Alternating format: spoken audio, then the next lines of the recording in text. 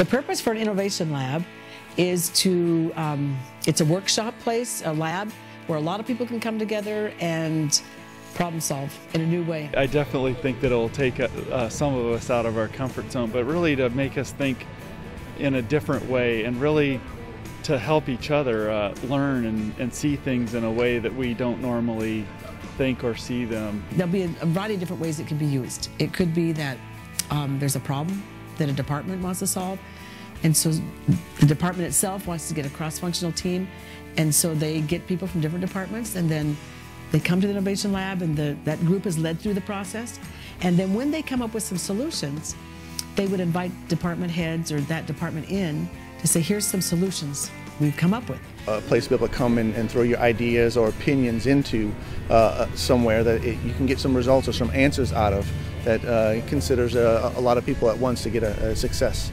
It's a process where leadership is allowed to come from anywhere, and it's a collaborative space that intentionally removes barriers to creativity. We can create an environment that really makes people feel at home, comfortable, and facilitates the creative process. Whoever comes to the table will bring something unique, and answers will come from all different directions. People have different ideas, different backgrounds, and that collaboratively, if we will work together, then we can make the changes that we need to change our culture. I would love to see an innovation lab at Florida Hospital change the world of medicine. When the hospital is a place where you share ideas, no idea is a stupid idea.